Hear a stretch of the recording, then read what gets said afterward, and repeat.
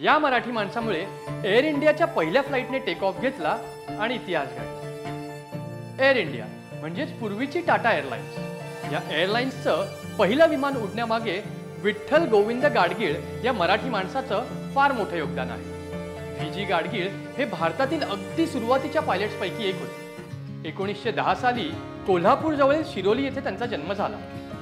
नागपूर युनिव्हर्सिटीतून BSc in physics and मॅथमॅटिक्सची degree घेतल्यानंतर त्यांना हितवाडा या लोकल न्यूजपेपरमध्ये नोकरी मिळाली। पण काहीतरी वेगळं, काहीतरी मोठं करायचं स्वप्न असणाऱ्या व्हीजींचं मन नोकरीत काही फारसं रमलं नाही। त्यावेळी नेव्हिल विन्सेंट आणि J.S. नेव्हिल हे दोन पायलट्स लोकांना विमानात जॉय राईड्स देत भारतभर फिरत होते। त्यांच्यापासून इन्स्पायर होऊन व्हीजींनी ठरवलं की एव्हिएशन हेच त्यांचं करिअर असेल। याच दरम्यान जहांगीर टाटा म्हणजेच JRD टाटा भारतातील सर्वात पहिली स्वतःची अशी एअरलाईन सर्व्हिस सुरू करायच्या विचारत होते। ही बातमी जेव्हा व्हीजींना कळली तेव्हा एक लोकल बिझनेसमॅन सोराबजी मेहता यांच्या मदतीने त्यांनी JRD टाटांशी संपर्क साधला।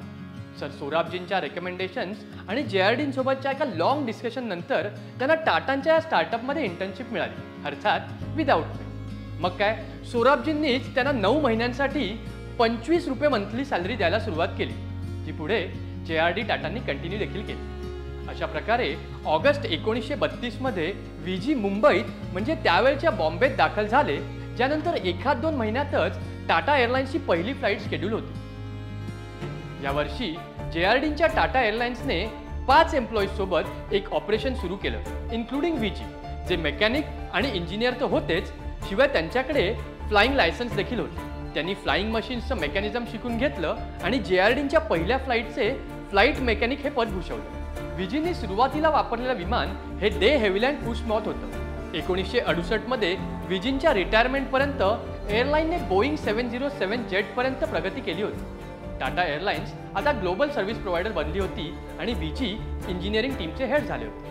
नंतर ते controller of store and purchase बनले। एवढंच नाही तर एअर इंडियाने जेव्हा इंटरनॅशनल ऑपरेशन सुरू करायचा निर्णय घेतला तेव्हा गाडगीळ हे पहिले भारतीय एम्प्लॉई होते ज्यांना अमेरिकेत ट्रेनिंगसाठी पाठवण्यात आलं। गंमत म्हणजे चेअरमॅन JRD टाटांच्या खालोखाल एअर इंडियामध्ये सर्वाधिक काळ काम करणारी व्यक्ती म्हणजे व्हीजी गाडगीळ। पुढे एअर इंडिया सोडल्यानंतर व्हीजींनी महाराष्ट्र राज्याचे एव्हिएशन ॲडवायझर म्हणून 1.5 वर्ष काम पाहिलं। तर ही होती व्हीजींची प्रत्येक मराठी माणसाला प्राऊड फील करायला लावणारी स्टोरी।